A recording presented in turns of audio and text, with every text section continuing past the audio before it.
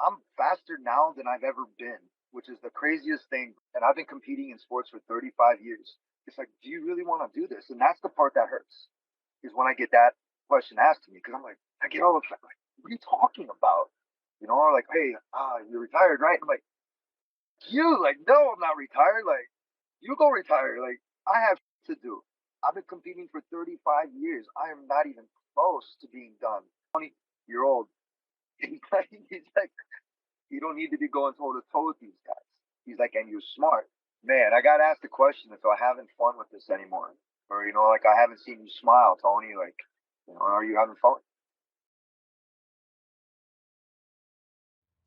Pissy, you know what I mean? A lot of mistakes. I put myself underneath him when I shouldn't have. Didn't take his ground and pound serious when I was doing it. I was hitting a new move. It wasn't a Anar. Everybody's like, oh, he's not as fast. I was trying to do a different one. I call it the boogeyman, where I'll just explain it right now. I shoot underneath the guy's legs and then I'm taking his back from underneath the bottom position. And I didn't do that. Before then, I had to get poked in the eye, which was kind of hurt, and the doctor kept getting in the way. I'm sitting here trying to get my composure back, and I'm looking at Bobby. I'm looking at him in the face so that way I can see his breathing. And the more time I took, the more composed that he started getting. I was like kind of like a lose-lose situation where it's like, okay, cool, but I'm not going to take a no contest. That never even phased my mind. Like, get the fuck out of here, doc. Like, come on, we got some work to do here. It's a fight. It didn't go my way. You know, that goes all the way into preparations. Wasn't like I was not doing the right thing, but I think I was more focused on my conditioning more than anything. And my conditioning has always been really good. You know what I mean? You got to put your ducks in somewhere else, but you know, it's a different pond now. The Bobby Green fight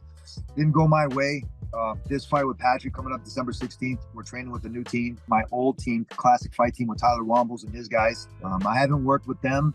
We had a mutual friend that kind of burned everything up, but then we kind of rekindled a lot of stuff over the years. And I finally reached out to him. And I said, hey, basically, let's work. And I showed up, and it was like we never missed a beat. Nobody's ever held pads for me this way, and nothing disrespectful or anything bad to any person that's ever worked with me or anything. But I have people that know how to hold pads for me, and I know they know how to push me, and then they have other people to work with me, and so on and so forth, like a team. It's been very frustrating after the pandemic, just pulling people that I thought that I could put together again to be able to get that win streak going. And it wasn't the wrong idea. It was trial and error. It was a hypothesis I had. I went with it. It was a very educated system that I had. You know, it just took a lot mentally to do all of that.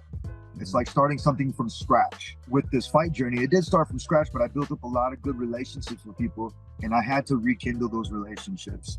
And right where I'm at right now, matter of fact, I just got done doing strength and conditioning, and I don't miss that, but what I know is when I'm doing the right thing, my body knows. My mentality really knows it, and a lot of people, they see it. I don't have to explain it. They can see it in my face. They can see how I'm moving.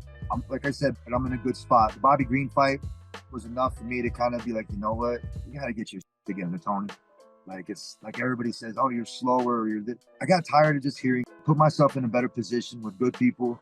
Not like I said, not like I wasn't with bad people. It's just, I have to put myself in positions where I can learn again and become a student again, and then go back and work with it. And fortunately, right now, I have a lot of good people around me, and I still keep in contact with a lot of the older people. But coaching my son's team really put me in that mindset to be around a team again. Seeing how many coaches it takes to take a whole team to be able to do that. I mean, I have a state championship football ring. You know, and I've been playing since when I was little. But to be around that aura of what it's going to take to be able to pull together as a team, and to listen and to adopt it, and be able to talk amongst the coaches, and then be able to help the kids understand what's really going on. I put myself in that same position again, so I don't have to like call the shots. Like when I'm calling the shots and I'm saying, this is what I need, this is what I want, it takes so much energy. Pardon my language, but it's so tiring. And it's almost like doing interviews all day. Afterwards, you're kind of like, I got to go to practice. No, I don't have to do that anymore. I don't have to tell people how I want to have my pads held, or if I need sparring this day, or wrestling this day, or whatever I need. I have somebody that I confide in, one of my buddies, and I have a couple other teammates that it's constructive criticism. And it's being able to drop the ego. Like, not that I have one, but I mean, you always kind of have to have some kind. But I've just got done sparring the other day, and I haven't sparred in years. So we're doing a lot of stuff that we know that's going to make me a lot better. I'm going to have to go in there and I'm going to have to hurt somebody. That's part of the game. You know, I'm a dad, you're a dad. Sometimes we don't want to go and do that, but it's that mental click that I have to have that switch on. And right now I'm in a good space. I really believe that I'm in a good space. I'm faster now than I've ever been, which is the craziest thing. And I've been competing in sports for 35 years. But what it does is if you don't get tested, if you don't have somebody testing you and teaching you new things, you start to plateau. You kind of keep up with the same thing. And then what you do is you stop learning. I'm back in that good position where I've been learning new stuff. And it's funny because when I go to Wildcard and I'm sitting there talking to a boxer, everybody always says, well, I'm not, an MMA fighter, but if I were, this is what I would do. Then you're not turning yourself off. You're taking everything that you've seen before and you're applying it with what you know, and you're making an equation with it and you're applying that to me. I'm moving a lot different. My defense is a lot better. Over the years, I kind of stopped doing that. Pandemic, during Gaethje, I wanted to get hit. You can't want to do that. I would love to go toe to toe, but I'm savvy. And my box coach Sam, he straight up says, he's like, Tony, you're old. He's like, you don't need to be going toe to toe with these guys. He's like, and you're smart. He's like, you need to move and you need to utilize your movements really well. And I won't go into too much detail what he's got me working on, but it's very smart and it ties into my style of wrestling. The last couple of fights, my wrestling, I went underneath everybody. And I was just trying to take people down. This sport is different, man. This sport is really different. If you're not hitting blast doubles, my Chandler fight, I was looking for an outside sweep single, paying attention to the other foot, and I put myself in the position. The last couple of fights with Diaz, I put myself in a position going under. It's me and my style of wrestling, which I love my style of wrestling. When I'm on a wrestling mat with shoes, nobody can beat me. That's just how it goes. When I'm on in an MMA fight, we got no shoes. It's not a wrestling match. Takedowns have always been completely different with me. I've always snapped people down, took their neck, and then that was it, like completely. So I literally had to go back to the drawing board, and I bought a company. It's Atom Manufacturing, which is the Atom Takedown Machine, and it's like a 50-year-old business. And the guy I bought it from was Dan Gable's roommate, and I had a good couple of times I talked to him. He's on speed dial, and he just says, "Double leg, Tony." Man of very few words, Coach Rick. He's double leg, all you need. To me, it has nothing to do with being older or younger. What it is the experience and not having the fear. It's more balls. Like, okay, yeah, I got balls. I'm going to put myself in this position and I'm going to get back out of it, or I'm going to do something like that, or I'm going to wave them in, wearing their blood. That's something that I have to get back to. And I'm really working my way back towards it. And, the other day when we were sparring, it was light sparring. But even when I was talking to him, it's the constructive criticism and stuff. I can't see you, I can hear you. If I can't hear you, then I can see you. And everybody was saying good stuff, and they were saying good constructive things that I need to work on. But the hands are high. I'm moving really good, and we're mixing it up big time. I'll send you a video of my pad work later on. I put just little slices up and stuff, but I'll send you some so you get it. I sent Dana a couple and Hunter, and they understand it, man, because I think everybody was kind of worried about where everything was going with me. But I'm very fortunate to have phenomenal fan base, supporters that around the world that just they feel what I feel, and they see what I see, and they do what I do. And I'm not ready to leave, but I'm ready to work, and I'm ready to work smart. That's like a graduate, you know what I mean? It's like I got to go back. Oh, I don't want to go back. Yeah, you're going back to school and you're gonna get this done the right way. You know what the part is none of that punching, the kicking, like the eye poke, none of that hurts. None of that hurts. The one part that hurts is going back and then seeing my family's face. You know what I mean? Because I'm telling you, since I was little, it's always been gold medals. Not even red. It's always consistently been that, or wrestling charts, or W's on the paper for football, all the way through, dude. But then so it's like, do you really want to do this? And that's the part that hurts, is when I get that question asked to me, because I get all the time, what are you talking about? Hey, you're retired, right? I'm like, no, I'm not retired. You go retire. I have to do. I've been competing for 35 years. I am not even close to being done. What it's going to take is a great team that got me to when I got my championship belt, my interim, when I got that championship belt, I had a great team. A holding on to certain things sometimes can be very detrimental to yourself, which sometimes you just got to let go.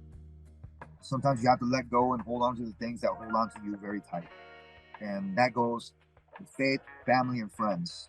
You know, you keep it all super solid, and what you want to do is you want to be surrounding yourself around people that believe in you, that in what your character is. Say you're gonna do something and you do it, you man up to it and you own up to it. And it doesn't matter what any person says.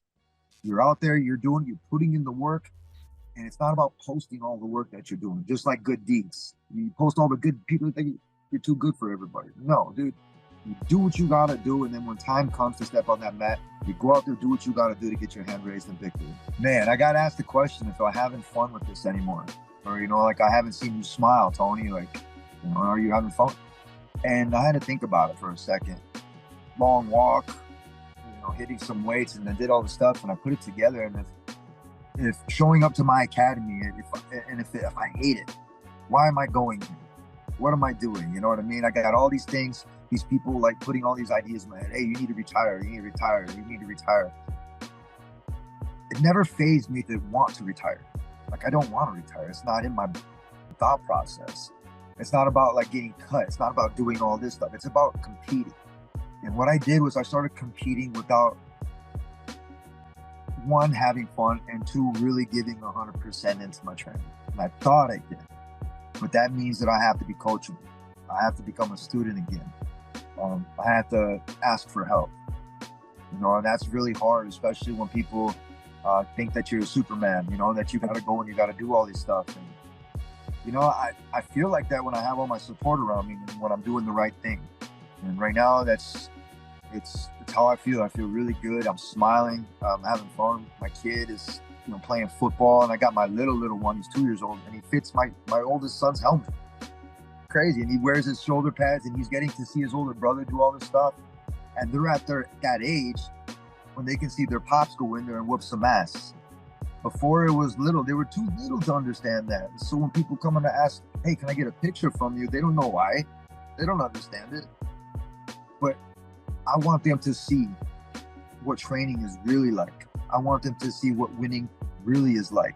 How much effort and time that goes into continuously winning and getting those victories. Like, it's not easy. I might make it seem like it's easy and everybody else, but damn, dude, nobody gets to see all that hard work we put in. I'm gonna be real. My agent, and he ends up hitting me up and he says, hey, we got something. I liked it. I said it was cool, man. You know, I have nothing against the kid, you know. Patrick seems like a pretty legit dude. And you know, he gets pretty big. You know, his stand-up's okay, but his ground game's a lot better. You know, I'm gonna be real. I love fighting internationals. This is cool. I love it. You know, going after Khabib for a long time and going after McNuggets. This is about as close as it's gonna get for right now. So as soon as we get through this, dude, we'll go after Conor. Get signed on the dotted line and get through USADA. I'm a 39-year-old that's faster than a lot of 21-year-olds, and I'm still learning this game, which is cool. If I didn't have, I mean, when Rocky says, oh yeah, I got some fuel in the tank. No, it's not almost on empty. I have a full tank. And I've had a lot of cool and bad things happen enough where I've gotten a lot of heat where people didn't know that I turned my around. Like, literally, not for anybody else, but for me. I mean, literally, I would say, everybody, this is for me.